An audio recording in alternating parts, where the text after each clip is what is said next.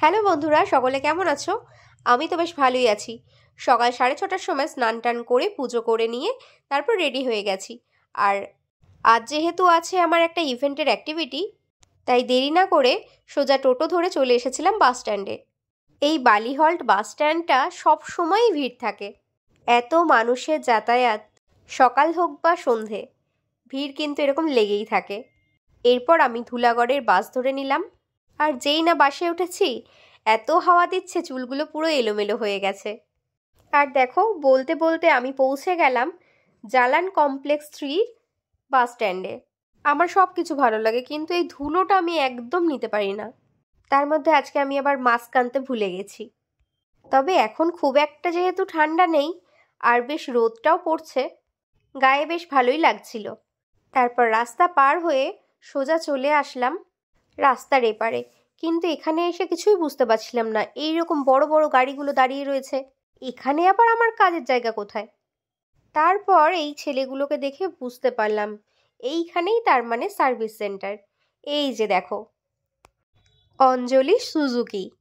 এখানে কিন্তু সার্ভিস করানো হয় সুজুকির যে বাইক বা স্কুটি আছে সেগুলো। আর আজকে কিন্তু দারুণ অফার চলছিল, মানে 21 তারিখ আর 22 তারিখের দারুণ offer. Suzuki free service camp. তবে আমি কিন্তু সুজুকির হয়ে যাইনি, আমি গিয়েছিলাম মোটলকে রিপ্রেজেন্ট করতে। তোমরা আমাকে এরকম কাজে মাঝে মাঝেই দেখতে পাবে। আমি ইভেন্টে ফ্রিল্যান্সিং কাজ করি। পার্মানেন্ট জব করতে আমার একদম ভালো লাগে না। যাই হোক, যখন আমি পৌঁছেছিলাম তখন আমি পরে গিয়েছিলাম একটা হোয়াইট টি শার্ট আর ব্লেজার। আর এই যে আমার মোটুলের টি শার্ট চলে এসেছে।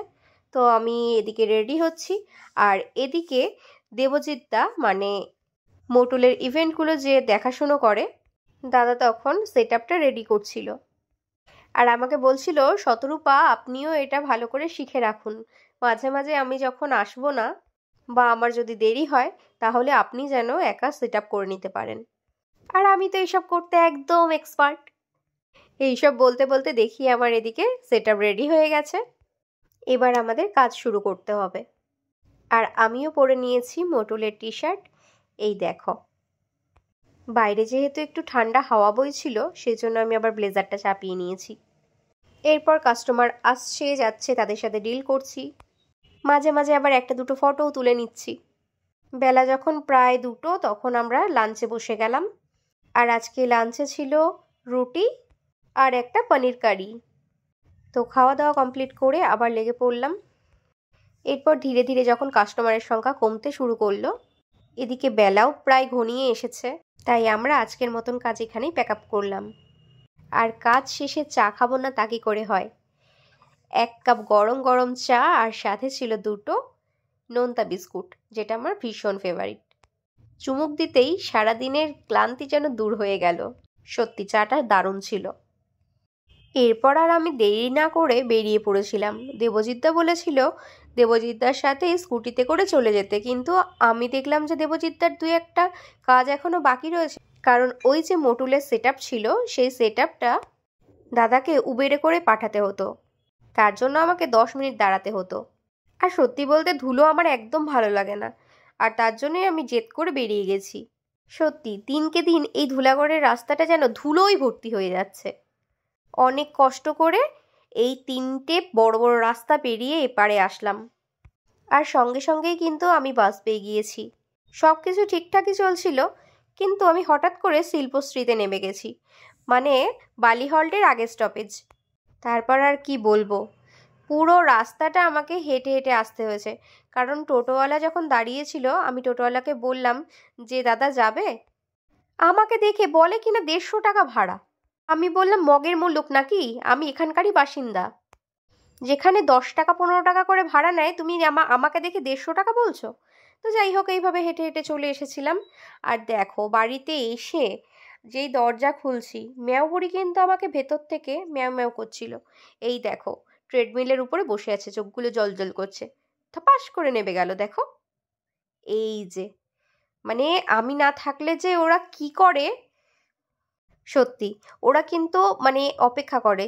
এটা যাদের যাদের বাড়িতে পেটস আছে তারা কিন্তু সকলেই জানো। বাচ্চাগুলোকে বাড়িতে রেখে কাজে যাওয়া আর ফিরে এসে তাদের যে আমাদের জন্য অপেক্ষা করা, এটা কিন্তু অনেক কিছু বুঝিয়ে দেয়।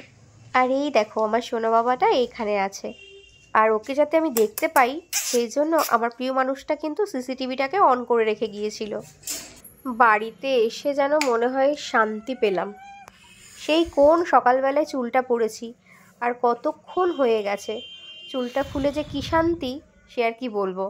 চলো এবার মেকআপটা তুলি, নইলে তো আবার মুখের মধ্যে পিম্পলস টিম্পলস বেরিয়ে যাবে। যদিও বা খুব একটা আমার মুখে দেখা যায় না ওই সমস্ত জিনিস, তবে হ্যাঁ রিসেন্ট একটা যেন কি হয়েছে, একটা না 3টে হয়েছে। সবাই বলে মাছির ডিম, আচ্ছা মাছিতে কি ডিম পাড়ে কি জানি। এই যে আমি চোখ থেকে 2টো শুঁয়োপোকা খুলে রাখলাম। জানো তো মাঝে মাঝে আমি দেওয়ালের মধ্যে এই শুঁয়োপোকাগুলোকে লাগিয়ে রাখি, দিয়ে পরে নিজেই ভয় পেয়ে যাই, মানে এই চোখের পাতাগুলো। আমি কিন্তু খুব একটা স্কিন কেয়ার করি না, মানে এই শীতকাল এসেছে বলে তাই এখন ওই পন্সের একটা যে জেল লাইট ময়েশ্চারাইজার বা ক্রিম যেটা বলে ওটাই একটু মাখি। কারণ আমি না ওই তেল তেলে বা চিটচিটে জিনিসটা একদম পছন্দ করি না। আমার কিন্তু অনেক রকমের বডি লোশন আছে, কিন্তু আমি কোনো দিন মাখি না, মাখতে ভুলে যাই। আবার সেগুলো প্রায় ঘরে রাখতে রাখতে কখনো কখনো চোখ পড়ে যায়, তখন আবার মাকে ওগুলো ডেলিভারি করে দিই। আজ পর্যন্ত এমন কোনো দিন আসেনি যে আমি একটা কন্টেনার বা একটা মানে ময়েশ্চারাইজার বা বডি লোশন পুরোটা শেষ করেছি।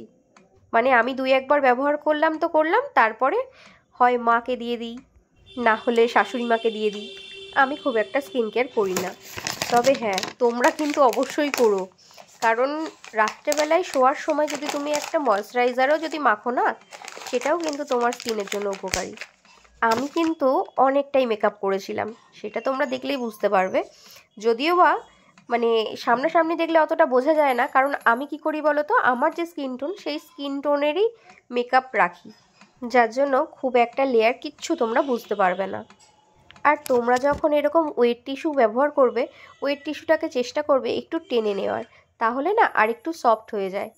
আর কখনো যদি তোমাদের টিস্যুটা মানে শুকিয়ে গিয়ে থাকে, তাহলে অবশ্যই আমার মতন একটুখানি জল স্প্রে করে নেবে, কারণ ডিরেক্ট শুকনো টিস্যু দিয়ে তুমি যখন মুছবে না, তখন কিন্তু তোমার স্কিনটা রাফ হয়ে যেতে পারে। আর এদিকে দেখো মেয়াবুড়ি আমার ঘাড়ে উঠে পড়েছিল, যাই হোক নেবে গেছে। এই যে দেখো এটা কিন্তু টোনার নয়, এটা হলো টোনারের বোতলে জল রাখা। কারণ ওই যে বললাম আমার এই ওয়েট টিস্যুটা মানে শুকনো হয়ে গেছে, মানে বলতে পারো এখন ড্রাই টিস্যু হয়ে গেছে, তাই টিস্যুটাকে একটু ভিজিয়ে নেওয়াটা দরকার। তো আমি টিস্যু না ভিজিয়ে মুখের মধ্যেই আগে জল দিয়ে নিলাম। আর ওই যে বলছিলাম না মাছিতে ডিম পেড়েছে, দেখো আমার চোখের এক কোণে যেন 3টে ছোট ছোট গোটা গোটা লাগছে। কি করলে কমবে বলো তো, ভালো লাগে না ছাতার মাথা।